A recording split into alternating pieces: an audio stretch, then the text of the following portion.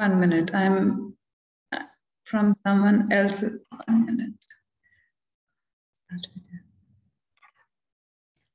Hi. Hi. Hi, this is Manju Ramanan. I'm actually somewhere else. So the name is someone else's, but yeah. Okay. I mean, it's lovely to see you, Anushka. And I was listening to Sister Susanna, and I was blown away. Oh, thank you. Oh my God! Thank you very much. And which is such a tongue-in-cheek, but such a direct and I had two men. I got them to listen to. I said, "Get this to your daughters. I think these are the things that you need to actually be exposed to." So that's brilliant. Yeah. Sister Susanna. Yeah. Well, Sister Susanna, I mean, as you said, I mean, it's a satirical piece of music, really, where I'm reading an incredible spoken word poem written for me based on what I was envisioning. I wrote a rough thing, and then she made it sound amazing by the amazing poet Nikita Gill. Yeah. And I wrote it along with my friend Olive Lenz, and it was just based on experiences of people I know, where it feels like we live in a quote unquote modern world, and you hear people say things like post-feminist society, and it's like just we have so far to go, and we know that in the kind of major ways, when it comes to sexual violence or like inequalities or but rules around the world at various governments, but these kind of really small, insidious, huge, insidious things within a home are still so common and universal across cultures, and it just felt like something that we wanted to explore in a piece of music. It's not just brilliant, I think it just goes back to, I mean, it takes you back saying that, okay, it looks so normal. It's like normalizing violence. It's like normalizing. Absolutely. Yeah, but that's where it starts. And I think that's why it's so important to talk about it, because you normalize these little microaggressions and then different small inequalities. And then that magnifies, because as you normal things, the bar changes, so as you normalize things. Sorry. So, yeah. Yeah, great. So again, you're part of the Firdaus Orchestra, and we're going to watch you perform. Tell me about that collaboration, the sense of empowerment that you get when everybody there is a woman. And well, I'm looking forward to it, because I mean, as you touched on Sister Susanna, but that was part of an album I released called Love Letters, which was the first one where I really more overtly wanted to look at, what the representation was like in my own work, and working with entirely female collaborators, as many only female musicians as possible, but also behind the scenes, the female engineers, mastering, crew.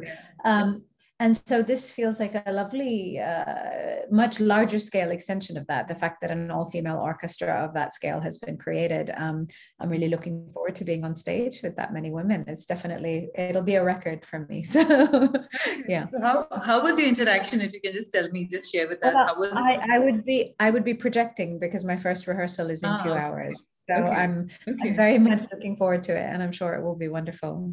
Okay. And tell me about working with A.R. Rahman, and the fact that when did you meet him for the first time, and what was your interaction with him like? We've actually had very minimal interactions. My first meeting with him was at a wedding reception somewhere in India.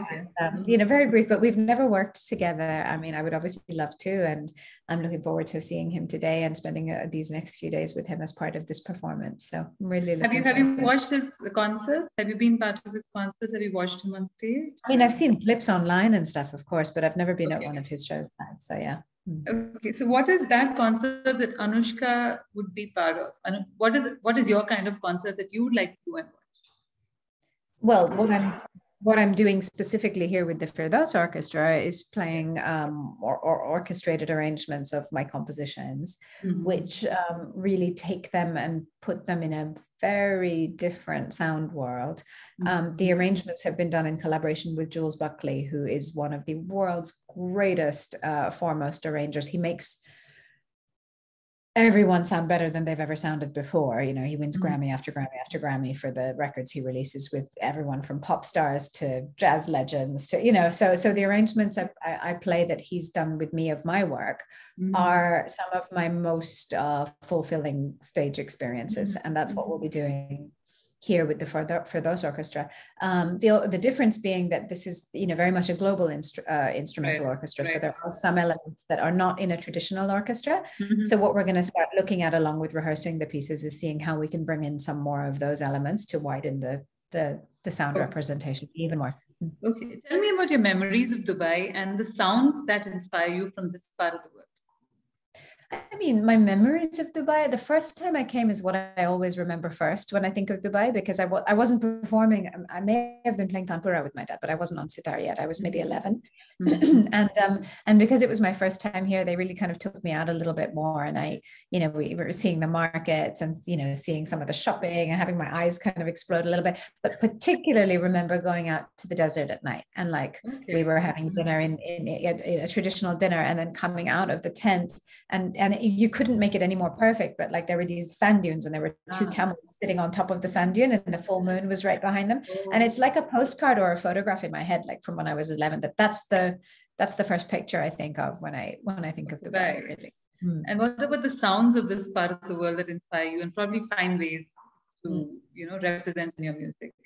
Well, I mean, that's what I'm looking forward to doing as part of the work here over the next few days. But I think, the music is so rich and nuanced and varied. And I think, obviously, there are some kind of important parallels with Indian classical music, and there's some commonalities from some shared backgrounds. And so those, the even more enhanced microtonal usage and flavors that happen here is something that I feel really drawn to.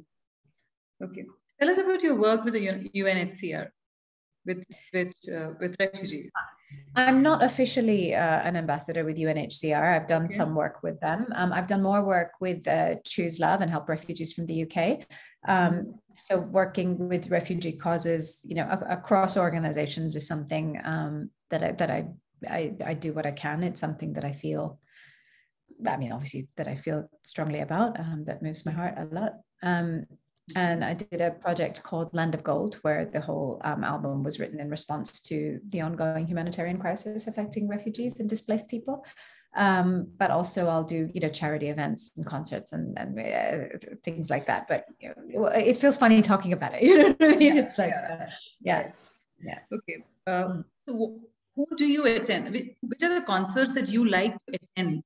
So where you are the fan when you're watching a concert, any concerts like that? All kinds. I mean, literally, that's one of the things I love about living in a city like London. Not that exclusively London, but it is one of those places that you can hear within a week, everything, So I've had experiences like hearing K Tempest perform, and then the next day seeing Akram Khan dancing, and then being at an Ibai concert, and then watching Shiv Kumar Sharma the next night, and just that you can have input everything. Of artistic excellence and people at the front of what they do, across fields. And I think for me, that's it more inspiring than saying one artist or one thing. It's just the breadth of what's available and what unites when something is excellent. When people are just hitting that space of virtuosic but soulful, virtuosic heights and soulful depth, whatever the genre is, that's what I live for as an audience member. And Dubai is largely like that too. With the expo, we have had so many artists. Yes, yeah, absolutely. Have you seen parts of the expo? Have you visited? No, we arrived at 2:00 last night. So everything. Okay. I have to give you everything in projection in this interview. Okay. My last question is: any Bollywood singer you've admired and why? I mean, obviously, there's so many people you can name. I mean, they're incredible artists. The only one I've worked with directly in recent times is Shilpa Rao, who sang on Love Letters, and I think she has a particular tonal quality that I feel really drawn to. She just has a depth to her singing and a kind of raspiness in her voice, but at the same time, she's so versatile and she can do so many things. So I think she's wonderful. Great. Lovely speaking to you and waiting to watch you perform. And then, thank you so much.